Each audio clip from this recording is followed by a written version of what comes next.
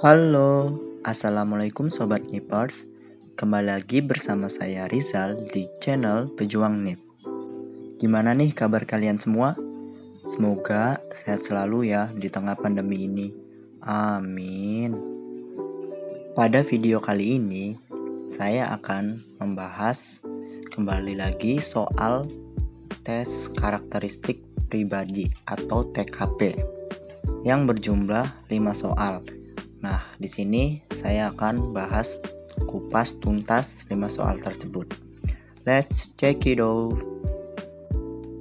Topik kali ini tentang pelayanan publik, yaitu orientasi kepada orang lain. Soalnya itu adalah di kantor saya terkenal sebagian karyawan yang sering memberikan bantuan terhadap sesama rekan kerja dalam berbagai permasalahan yang mereka hadapi. Biasanya, hal apa yang akan Anda lakukan saat rekan kerja Anda membutuhkan bantuan Anda? Kalian mau ngapain nih? Kita tengok opsi A ya. Saya akan langsung membantu sesuai dengan kemampuan saya. Dengan begitu dapat meringankan beban mereka. Oke, yang A bisa jadi sih, tapi kita harus tahu dulu ya nanti permasalahan karyawan rekan kerja yang lain itu gimana sih. Kalau bisa kita bantu ya kita harus bantu, tapi kalau dirasa kita itu nggak bisa bantu ya kita harus bilang juga badannya nggak bisa bantu gitu, agar sesuai kapasitas kita sendiri. Kita tengok opsi B dulu aja ya. Saya akan membantu mereka, akan tetapi biasanya saya akan selesaikan dulu permasalahan saya, baru setelah itu membantu dengan ikhlas. Sebenarnya bisa jadi juga sih. Kita simpan dulu aja ya. Yang C, saya bertanya dahulu mengenai permasalahan yang mereka hadapi. Jika memungkinkan, saya akan membantu. Yang C juga bisa jadi seperti yang saya bilang tadi di poin A gitu, mirip. Yang D, saya akan membantu tapi terlebih dahulu saya akan berpikir cukup lama untuk memberikan solusi. Nah, yang D ini ada kata berpikir cukup lama. Jadi jangan dilirik ya. Ini kurang tepat nih kalau opsi-opsi yang kayak gini. Soalnya kita itu sebagai karyawan atau sebagai rekan kerja dituntut untuk berpikir cepat dan berpikir kritis dalam sebuah permasalahan. Jadi kalau kita berpikir lama untuk mencarikan solusi, itu bukan opsi yang tepat ya. Jadi jangan dilirik, kita skip aja yang itu. Kita tengok opsi E. Saya bertanya dahulu, jika saya mampu saya akan membantu. Tentunya terlebih dahulu mengerjakan pekerjaan saya. Yang E juga bisa jadi. Jawabannya apa nih? Oke. Jawaban dengan poin tertinggi berada di opsi. Ternyata yang paling tepatnya itu adalah opsi A, 5 poin, disusul dengan opsi C, D, B, dan E. Pembahasannya itu adalah topik orientasi kepada orang lain. Jika Anda dihadapkan pada seseorang yang membutuhkan Anda, maka Anda akan langsung membantunya sesuai dengan kemampuan. Oh gini ya, ternyata yang dimaksudkan opsi A itu. Ternyata sesuai dengan yang saya bilang tadi, dalam opsi A itu jika kita mau membantu sesuai dengan kemampuan, kita harus lihat dulu permasalahannya itu orangnya itu gimana. Jika memungkinkan ya kita bantu, karena di situ ada kata sesuai dengan kemampuan. Jadi itu ya opsi yang paling tepat dengan poin tertinggi. Oke, next lanjut soal berikutnya. Rencana Anda untuk pulang cepat dan kemudian mandi serta menikmati makan malam yang lezat buyar setelah menerima telepon dari seorang teman yang sedang kebingungan dan patah semangat meminta bertemu dengan Anda. Reaksi Anda gimana nih? Reaksi kalian? Oke, kita tengok opsi A ya. Membatalkan makan malam yang menyenangkan dan setuju untuk bertemu dengan sahabat Anda. Bisa jadi, simpen dulu aja ya. Yang B, memberitahu teman Anda bahwa Anda bersedia bertemu dengannya, namun setelah Anda selesai dengan urusan Anda di rumah. Kayaknya yang B kurang tepat ya. Soalnya menemuinya setelah acara makannya selesai. Kan si teman kita itu lagi kebingungan dan patah semangat. Dan sepertinya ini tuh urgent banget gitu. Sehingga si teman kita itu meminta bertemu dengan kita. Nah, jadi kita itu harus gimana sih terhadap teman kita tersebut? Jadi yang B saya rasa kurang tepat ya. Oke, kita tengok opsi C. Menjelaskan bahwa Anda telah memiliki rencana malam tersebut. Ya, bener sih. Tapi ini kesannya kita itu gak peduli sama teman kita yang lagi ada masalah tersebut. Jadi yang C saya rasa kurang tepat ya. Kita tengok opsi D. Menyarankan agar untuk menghubungi teman yang lain karena Anda sedang sangat sibuk. Ya bisa jadi juga sih. Tapi kalau teman kita menghubungi kita, terus kita menyuruh coba hubungin orang, mencoba menghubungi teman yang lain gitu. Kalau teman kita nyari kita atau menelpon kita, berarti kita itu termasuk orang yang dipercaya oleh teman kita. Tapi malah kitanya nggak bisa bantu dia. Jadi kalau di poin D ini menyarankan agar untuk menghubungi teman yang lain, saya rasa kurang cocok juga ya. Karena yang tahu teman kita lagi patah semangat dan kebingungan tersebut mungkin karena ada masalah, ya kita sendiri kan yang tahu pertama, kan dihubungin langsung oleh teman kita. Jadi kalau kita udah tahu, seharusnya kita itu mensegerakan untuk menenangkan atau menjadi teman cerita untuk teman kita tersebut. Yang D kita skip dulu ya. Yang E, tengok. Anda berpikir seharusnya tidak mengangkat teleponnya. Ya, karena akan merepotkan. Yang E jelas jangan dilirik. Ini sangat gak peduli sama teman kita ya. Oke, jawaban dengan poin tertinggi apa nih? 3, 2, 1. Yap, jawabannya itu adalah A, disusul dengan opsi B, C, D, dan E. Pembahasannya itu adalah topik orientasi kepada orang lain, yakni menggambarkan bahwa Anda selalu bersedia membantu orang lain yang sedang mengalami kesulitan, seperti mendengarkan keluhan teman dan membantu memecahkan masalah yang dihadapinya. Jadi yang paling tepat itu dengan poin tertinggi berada di opsi A ya, membatalkan makan malam yang menyenangkan dan setuju untuk bertemu dengan sahabat Anda. Nah, ini sifatnya kita bisa membatalkan makan malam demi teman kita yang lagi ada masalah. Berarti kan secara tidak langsung itu kita itu peduli banget sama teman kita. Gitu ya. Bukan berarti kita nggak peduli sama acara makan malam kita. Ya kita lebih memprioritaskan yang lebih penting lagi gitu, atau lebih urgent lagi gitu. Jadi yang paling tepat itu adalah opsi A ya. Oke, next lanjut ke soal berikutnya. Topik kali ini tentang teknologi informasi dan komunikasi, yaitu kreativitas dan inovasi. Semenjak musim kemarau melanda negeri ini, terutama di daerah tempat tinggal Anda, membuat masyarakat di sekitar harus berhemat dalam penggunaan air untuk kebutuhan rumah tangga dan keperluan sehari-hari lainnya. Satu-satunya sumber air yaitu berasal dari air PDAM yang mengalir di setiap rumah warga. Namun, akhir-akhir ini aliran air tersebut sering mati, terutama pada saat pagi hari di mana semua orang membutuhkannya untuk berbagai aktivitas. Mulai dari memasak sampai dengan untuk kebutuhan mandi sebelum menjalankan aktivitas. Hal apa sih yang akan Anda lakukan? Kalian ini mau ngapain nih kalau permasalahannya kayak gini? Kita tengok opsi A ya. Mengajukan protes kepada pihak penyedia jasa air yaitu PDAM agar pada saat pagi hari aliran air tidak mati karena ini merupakan hak warga. Ya masa protes sih, nggak ini yang nggak sesuai sama topik juga nih, kan kreativitas dan inovasi. Yang A jelas jangan dilirik ya. Dengan mengajukan protes ya ini bukan solusi yang bagus. Skip aja yang A ya. Yang B, santai saja, saya bisa meminta air untuk kebutuhan memasak dan mandi kepada tetangga.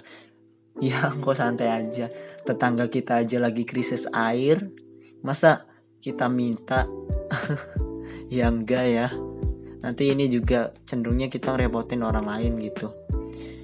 Yang B, skip. Yang C, menggunakan air seadanya untuk memasak dan kebutuhan mandi sebelum berangkat ke kantor agar tidak terlambat. Ya bisa jadi juga sih, tapi yang dicari ini kita itu harus gimana sih dalam menanggapi tersebut, dan menanggapi permasalahan tersebut itu agar ada solusi yang lebih baik lagi gitu. Yang C, sementara kita simpan dulu aja ya. Yang D, meminta suami atau istri untuk membeli air galon setiap harinya untuk kebutuhan memasak dan mandi anggota keluarga. Ya bisa jadi sih, tapi kalau setiap hari membeli air galon ya boros enggak sih ini? Jadi kurang cocok deh menurut saya opsi D. Jadi skip dulu aja ya. Kita tengok opsi E, menampung air di malam hari sebagai cadangan untuk kebutuhan di pagi hari. Bisa jadi. Oke, jawabannya apa nih? 3, 2, 1. Jawaban dengan poin tertinggi berada di opsi opsi E, disusul dengan opsi D, A, C, dan B. Pembahasannya itu adalah topik kreativitas dan inovasi. Indikator mampu berpikiran kreatif dan imajinatif untuk menyelesaikan dan mencari solusi terhadap masalah. Masalah dalam soal adalah musim kemarau membuat warga harus berhemat air. Ditambah lagi air sering mati di waktu yang pagi. Solusi yang paling tepat adalah opsi E, yaitu menampung air semalaman sebagai cadangan, menunjukkan jika kita orang yang kreatif dan mencari solusi atas sebuah permasalahan yang terjadi. Jadi yang paling cocok itu opsi E ya, menampung air di malam hari sebagai cadangan untuk kebutuhan di pagi hari. Jadi sedia payung sebelum hujan gitu ya peribahasanya. Oke, kita lanjut ke soal berikutnya. Next.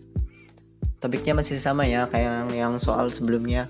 Beberapa minggu yang lalu atasan Anda pernah memberitahu Anda bahwa dia mempunyai jadwal untuk bisa mendatangani kontrak dengan beberapa orang klien baru dalam beberapa minggu ke depan untuk pengembangan perusahaan. Namun tampaknya atasan Anda lupakan hal tersebut karena terlalu sibuk mengurusi banyak hal dan sering tidak berada di kantor karena pergi keluar kota.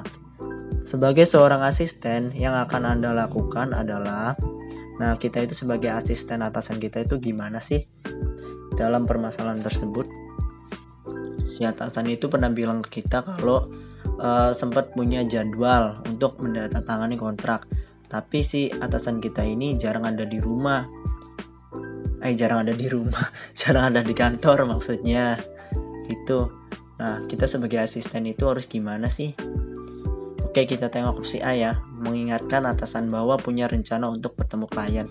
Yang A, bisa jadi mengingatkan atasan bahwa, ya bisa jadi sih, kita simpen dulu aja ya. Yang B, membuat rencana pertemuan dan memberitahu atasan untuk disetujui. Ini juga bisa jadi. Kenapa saya bilang bisa jadi? Karena di sini ada kata membuat rencana pertemuan dan memberitahu atasan untuk disetujui. Ini juga nggak ada salahnya kita sebagai asisten atasan dengan opsi poin B ini ya masih relevan lah, masih bisa, nggak menyalahi aturan. Kita simpan dulu aja ya. Kita tengok opsi C, membuat rencana pertemuan dengan klien atasan dan memberitahukannya. Kok mirip-mirip ya sama yang sebelumnya, poin-poin sebelumnya. Simpen dulu aja ya. Kita tengok opsi D, memberitahu atasan bahwa dia harus bertemu klien untuk urusan bisnis dalam waktu dekat. Bisa jadi juga. Kayaknya A, B, C, D itu mirip-mirip semua ya. Kita tengok opsi E, apakah mirip juga? Menunggu atasan membicarakannya lagi, lalu baru melakukan persiapan pertemuan. Kalau yang E menurut saya kurang tepat ya, karena itu kita menunggu. Seharusnya kita itu mengingatkan atau memberitahu atasan, bukan malah menunggu. Jadi langsung skip aja ya kalau kalimatnya kayak gini, biar hemat waktu gitu kalian pas tesnya. Jadi menurut kalian jawabannya apa nih? Soal ini lumayan hot ya, agak poin-poin A, B, C, D nya itu mirip-mirip semua tuh.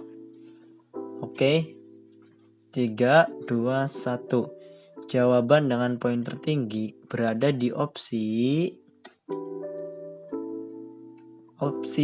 B, disusul dengan opsi C, A, D, dan E. Pembahasannya itu adalah topik kreativitas dan inovasi, mampu berpikiran imajinatif terhadap sebuah permasalahan, dan berinisiatif untuk melakukan suatu pekerjaan dengan tetap sesuai SOP dan persetujuan atasan kita sendiri. Nah, kalau opsi B itu membuat rencana pertemuan dan memberitahu atasan untuk disetujui. Nah, ini juga masih tidak menyalahi prosedur ya, masih tetap sesuai SOP, dan kita juga kan menunggu persetujuan atasan. Jadi kita nggak semena-mena memutuskan sepihak. Jadi yang paling tepat itu adalah ya membuat rencana pertemuan dan memberitahu atasan untuk disetujui. Gitu ya Sobat Nipers. Oke, kita lanjut ke soal selanjutnya. Next. Anda diminta oleh atasan Anda untuk menyiapkan sebuah presentasi untuk bertemu dengan klien besok pagi. Presentasi Anda besok pagi akan menjadi penentu bagi kelanjutan kerjasama perusahaan dengan si klien. Atasan Anda meminta Anda untuk membuat presentasi yang bagus dan membuat klien antusias untuk tahu lebih jauh. Sikap kita itu harus gimana sih untuk presentasi besok pagi tersebut agar klien kita itu lebih antusias lagi, lebih tertarik lagi kepada perusahaan kita. Oke, kita tengok opsi A. Saya akan membuat presentasi yang sangat detail agar bisa tersampaikan pada intinya.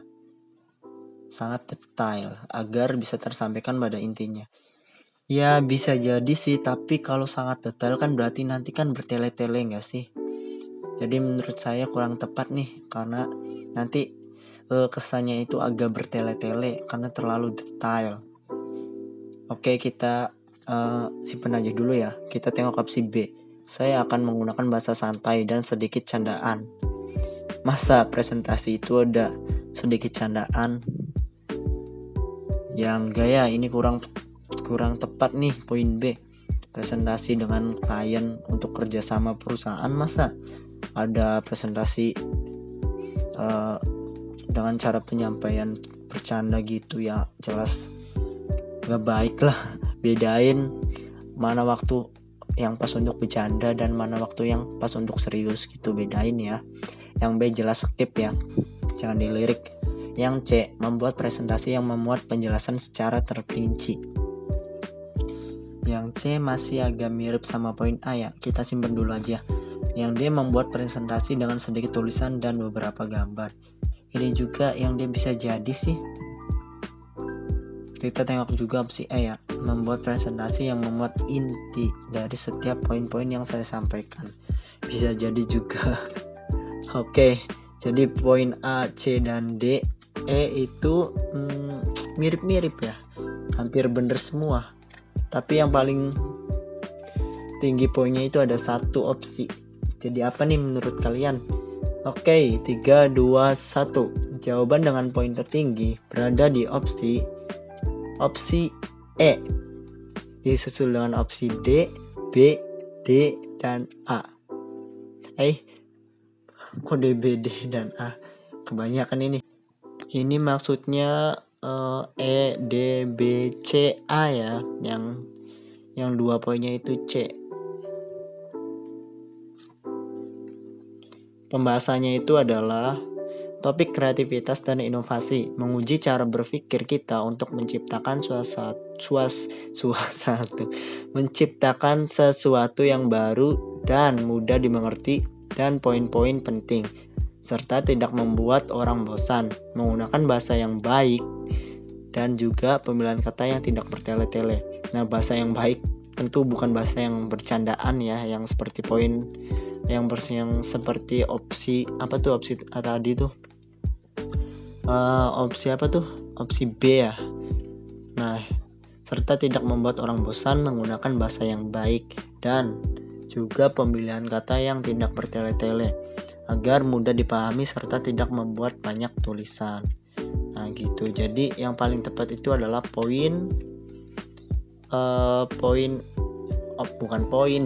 opsi E, poin 5, yaitu membuat presentasi yang memuat inti dari setiap poin yang saya sampaikan.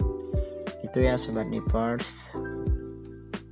Oke, sekian dulu ya video kali ini. Semoga bermanfaat untuk kalian semua. Bila ada salah kata dan penjelasannya masih kurang baik atau kurang jelas, mohon dimaklumi ya, saya juga masih sama-sama belajar. Jika kalian ada pendapat lain, kalian bisa komentar di kolom komentar ya. Jangan lupa like, subscribe, nyalakan lonceng dan komen jika video ini bermanfaat untuk kalian semua ya. See you next video. Salam pejuang NIP.